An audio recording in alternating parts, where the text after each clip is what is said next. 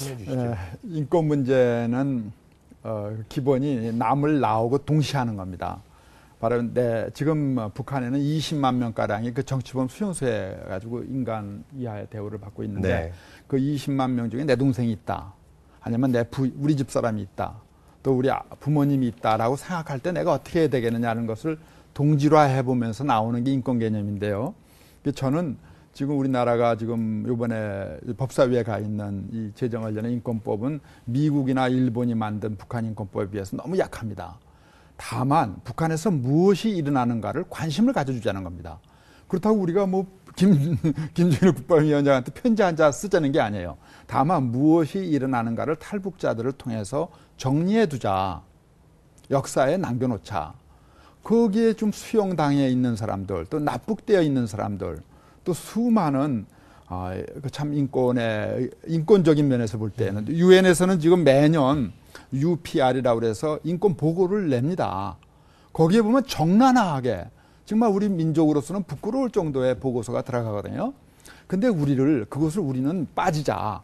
세계가 빠집니까? 세계가 다 움직이는데 우리만 빠지자는 거예요. 그거보다는 저도 오래 고민했지만 우리가 앞장서자 이겁니다. 그럼 다른 사람들을 오히려 이끌어갈 수 있고 북한 편에서 얘기해 줄 수도 있어요. 어떤 때는요.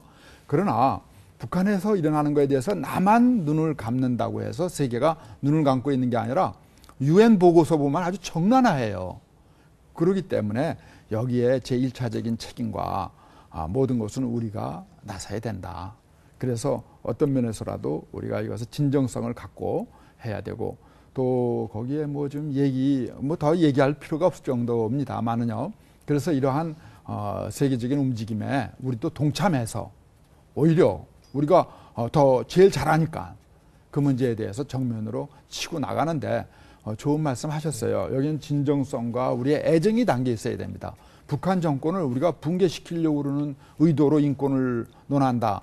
그거는 무슨 어떤 정보계통이나 군사계통에서 있을지 모르지만 최소한도 인권이라는 말을 들먹거리는 인권운동가들은 그런 생각은 안 합니다.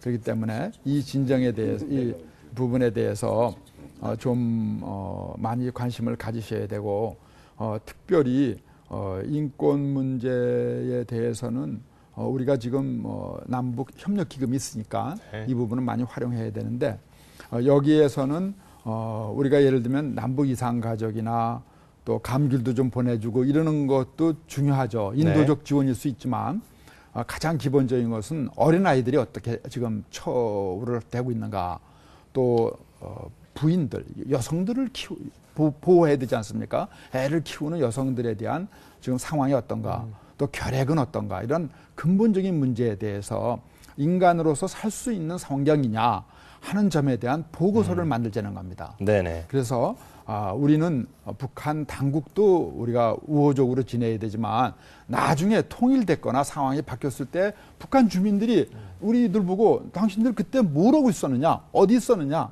우리들이 이렇게 고생했던 거에 대해서 뭘 했느냐라고 물어볼 때 우리가 할 말이 있어야 되지 않는가. 그래서 우리가 지금 한 1조가량의 예산을 세우고 있어요. 네네. 그러니까 이 부분을 가지고 해야 될 건 해야 되는데 다만 이것이 핵무기로 전용되거나 군사적 목적만 안 쓰도록 국제기구 감시하에서 네네. 우리가 도와야 되죠. 그런 것도 인권법 체제 하에서 정당하게 갖춰나가야 된다. 네. 북한의 뭐 사회적 약자나 그런 부분들에 대해서 파악을 하고 있어야 되죠. 강 의원님께서 좀 간단히 말씀드리죠.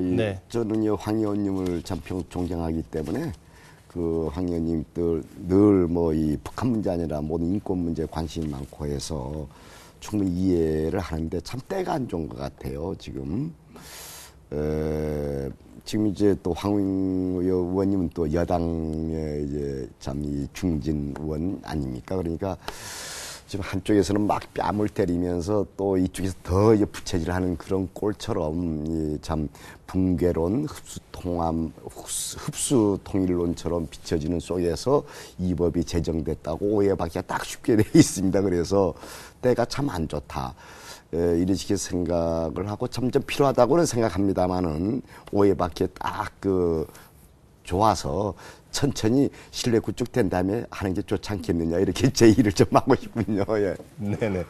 자, 제가 말씀드리면은 인권법만큼은 좀 해주시고 실행 단계에서 여러 가지 하더라도 이게 부끄러워요. 국제사회에 나가면요. 저는 이제 그런 회의에 많이 참석하는데 막 북한 인권 얘기를 하다가 한국 입장이 뭐냐 얘기할 때는요.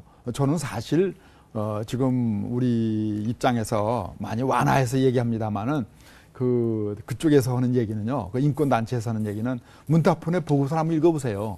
그렇기 때문에 우리가 최소한도 할 일은 하면서 하고 그 대신 또 이러한 것을 계기로 해서 여러 가지 북한 쪽에 필요한 것에 대한 호응도 해야 되겠죠.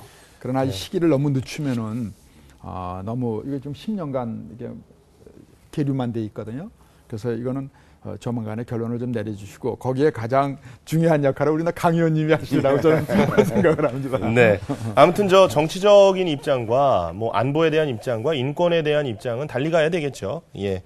그런 부분들, 그 채널의 다른 부분들을 얘기를 해주신 것 같고 또 하나 이슈를 좀 얘기를 해보겠습니다. 6.25 전쟁 발발 60주년을 맞아서 우리 사회가 지금 현재 어떤 모습이고 북한의 어떤 대응 체제를 이루어야 되는가 몇 가지 이슈를 나눠서 좀 얘기를 해보고 있는데요. 전쟁 이후에 많은 것들이 우리에게 상처로 남았습니다. 여러 가지 아픔도 있었고 그 중에 하나가 지금도 우리에게 남아있는 흑백 논리, 색깔 논쟁, 보수와 반대의 어떤 빨갱이, 좌파라고 얘기되고 있는 이러한 논쟁에 대해서 이제는 우리가 좀 이런 논쟁들을 좀 불필요하게 너무 확산시킬 필요는 없지 않을까라는 생각이 들거든요. 이 부분에 대해 어떻게 보시는지 김 소장님께서 좀 먼저 말씀을 좀 해주실까요? 네. 뭐 흑백 논리는 또 요즘의 얘기로는 2000년대 와서는 사실 남남 갈등이라는 얘기를 더 많이 하고 있지 네. 않습니까? 근데 저는 남남 갈등은 뭐 언어상으로는 상당히 불편한 말이지만 사실은 우리 사회는 다원주의 사회고 서로의 어떤 가치를, 다양한 가치를 존중하는 사회이기 때문에 사실 서로 다양한 의견을 가지고 있고 다양한 생각을 하고 있는 건 너무나 지극히 정상적이죠. 그리고 또한 2000년대가 하나의 계기가 돼서 민주주의 사회가 좀 심화되면서 남남 갈등이 나왔던 건 사실은 오랫동안 한 60년 동안 억눌려 있었던 한쪽의 다른 어떤 이제 얘기들, 주장들이 사실 이제 물 위로 이제 부상하는 그런 상황에서 그런 가치들이 이제 대결이 이제 붙어진 것 같습니다.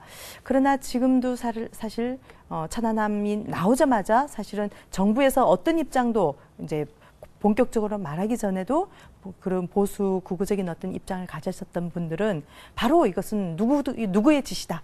라고 하면서 바로 대결 국면으로 몰아가는 어떤 태도들. 그래서 어떤 발표나 어떤 진상의 어떤 진정성을 논하는 그런 모든 얘기들에 대해서는 빨갱이, 좌파, 친북 논리로서만 매도하는 어떤 것들은 우리 사회에 상당히 그런 다양한 어떤 가치를 존중하는 입장에서 놓고 보면 불편한 어떤 조건들을 여전히 갖고 있죠. 그래서 제 뭐 외국의 친구들이 계속해서 저한테 이메일 보내거나 전화를 보내면서 너 괜찮니? 한국 사회 지금 이거 괜찮아? 이거 전쟁이 일어난다라고 그런 뉴스들을 접하면서 네. 이렇게 주로 한국발 이제 외신이죠. 한국발 외신으로 접하면서 이 한국의 이런 어떤 논리들이 또한 우리가 그러니까 외국인들의 입장에서 볼 때는 상당히 이게 어떤 것이 진실인지도 제대로 밝혀지지 않은 것 같은데 하나의 어떤 논리로만 흑백의 논리로만 몰아나가는 어떤 모습들을 보면 우리 한국 사회는 상당히 성숙한 사회로 보여지지만 여전히 민주주의라는 측면에서 또 한편으로는 민주주의보다 사실은 더 밑에 이제 깔려 있는 가치가 사실 합리성, 이성이거든요. 근데 이성이 제대로 작동을 하고 있는 것이냐?